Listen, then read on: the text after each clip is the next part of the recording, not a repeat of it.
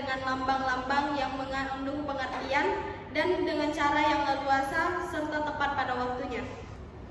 Tujuan komunikasi yaitu ada 5. Yang pertama adalah spesifik. Membuat sasaran merasa diperhatikan secara khusus. Artinya mereka mendengarkan informasi dari sumber khusus, pesan khusus, media khusus, dengan efek khusus dalam konteks khusus pula.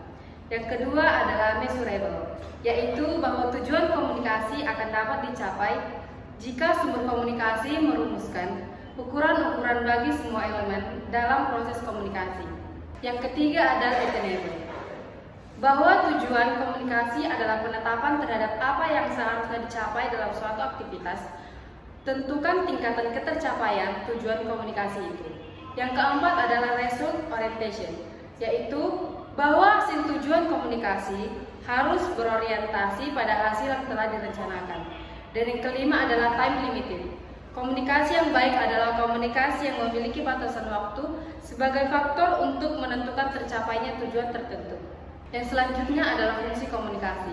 Fungsi komunikasi ada 3, yaitu yang pertama adalah komunikasi sosial. Sebagai komunikasi sosial menjadi bukti bila komunikasi tersebut membangun konsep diri, kelangsungan hidup, memperoleh kebahagiaan dan terhindar dari tekanan dan ketegangan. Yang kedua yaitu komunikasi ekspresif, yaitu sebagai alat menyampaikan perasaan-perasaan seseorang yang terutama dikomunikasikan melalui pesan-pesan nonverbal. Yang ketiga yaitu komunikasi instrumental, yaitu berfungsi menginformasikan, mengajak, mendorong, dan mengubah sikap, keyakinan, dan mengubah perilaku atau menggerakkan tindakan juga untuk menghibur diri sendiri ataupun sekelilingnya. Selanjutnya adalah proses komunikasi, terbagi menjadi 2, yaitu proses komunikasi primer.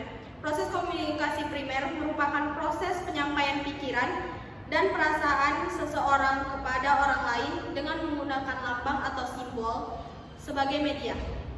Yang kedua, proses komunikasi sekunder merupakan proses penyampaian pesan dari seseorang kepada orang lain dengan menggunakan alat atau sarana sebagai media kedua setelah menggunakan lambang sebagai media pertama.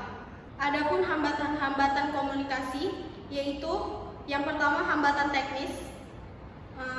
Jenis-jenis hambatan teknis dari komunikasi yang pertama tidak adanya rencana atau prosedur kerja yang jelas. Yang kedua kurangnya informasi atau penjelasan. Yang ketiga kurangnya keterampilan membaca. Yang keempat pemilihan media atau saluran yang kurang tepat. Yang kedua, hambatan semantik. Definisi semantik sebagai studi idea atas pengertian yang diungkapkan lewat bahasa, yang mengakibatkan tidak adanya hubungan antara simbol atau kata dan apa yang disimbolkan atau arti atau penafsiran. Dapat mengakibatkan kata yang dipakai ditafsirkan sangat berbeda dari apa yang dimaksudkan sebenarnya. Yang ketiga ada hambatan manusiawi. Hambatan ini berasal dari perbedaan individual manusia, kemudian hambatan ini ditimbulkan oleh iklim psikologis dalam organisasi. Selanjutnya adalah solusi dari hambatan-hambatan yang ada. Yang pertama adalah hubungan antar personal, yang dimana hubungan ini cenderung menjadi lebih baik bila kedua belah pihak melakukan hal berikut, yaitu menyampaikan perasaan secara langsung dengan cara yang hangat dan ekspresif. Yang kedua adalah hubungan posisional, yang dimana hubungan posisional ini terdiri dari 2, yaitu merencanakan penempatan atau pengaturan jabatan secara benar, dan yang kedua berusaha menjernihkan hubungan. Yang ketiga adalah hubungan berurutan.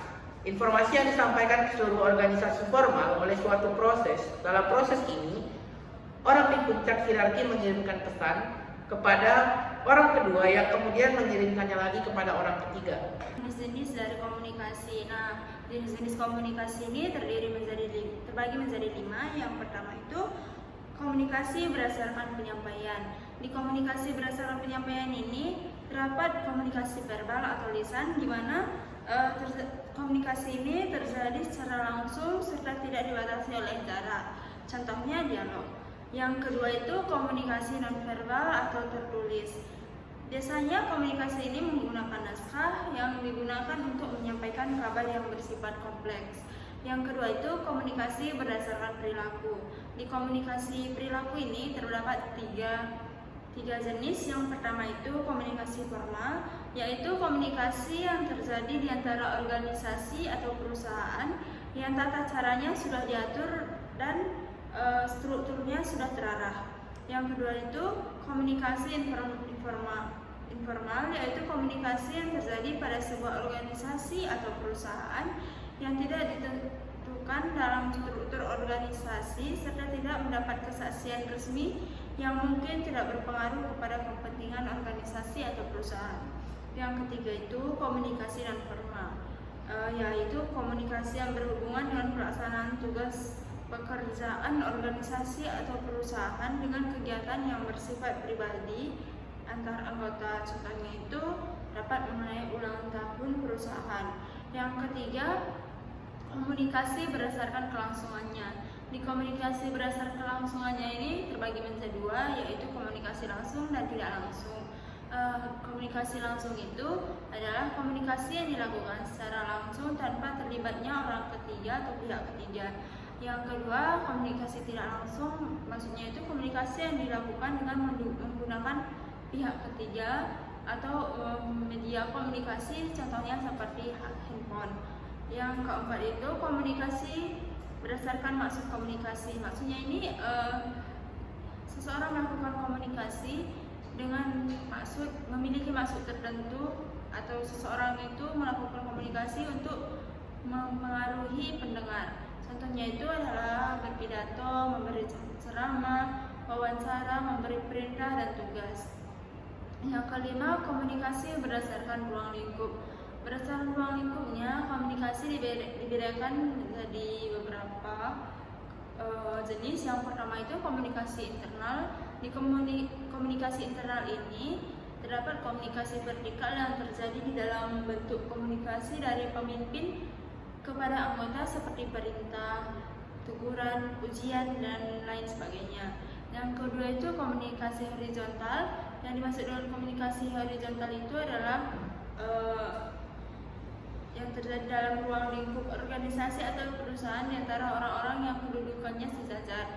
Yang ketiga itu komunikasi diagonal. Ini terjadi di antara orang yang memiliki kedudukan berbeda pada posisi tidak sejalur vertikal. Yang kedua itu komunikasi eksternal. Komunikasi eksternal terjadi antara anggota atau perusahaan dengan pihak masyarakat yang ada di luar organisasi atau perusahaan tersebut. Yang bagian ketiga komunikasi berdasarkan jumlah yang berkomunikasi, seperti komunikasi perseorangan dan juga komunikasi kelompok. Yang keempat, komunikasi berdasarkan peranan individu.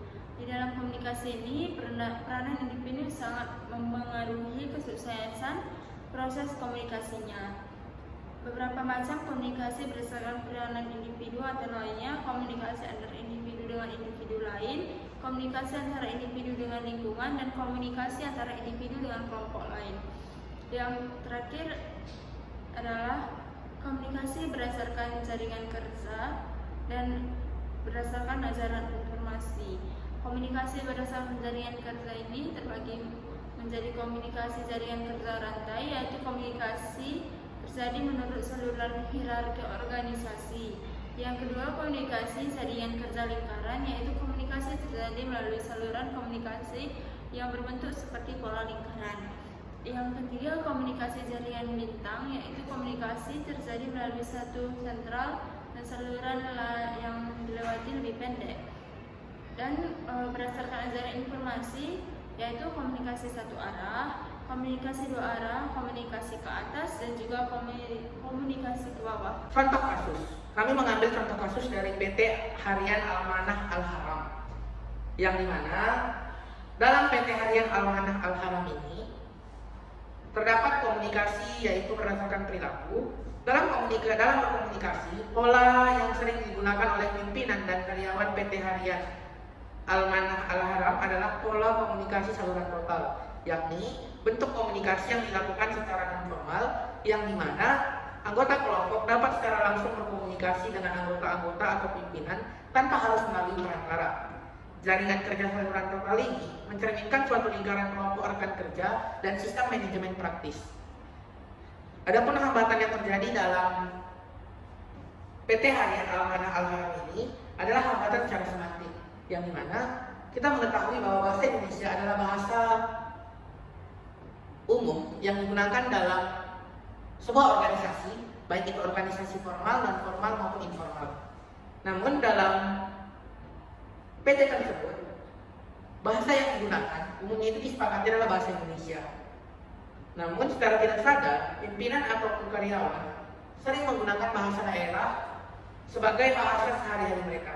Pernyataan tersebut sejalan dengan apa yang dikemukakan oleh salah seorang informan yang mengatakan bahwa bahasa yang kami gunakan untuk berkomunikasi adalah bahasa Indonesia. Tapi terkadang ada kata yang biasanya bahasa daerah yang tidak sengaja diucapkan. Hal ini menandakan bahwa pimpinan atau karyawan pada PT Harian Amanah Al-Haram ini memiliki sentimen kesukuan.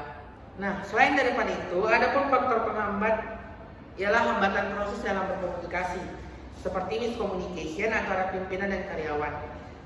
Yang dimana jika sejak awal komunikasi yang dilakukan tidak mengalami gangguan, maka dapat dipastikan PT Harian Amanah Al-Haram ini tidak dapat berjalan secara terus-menerus.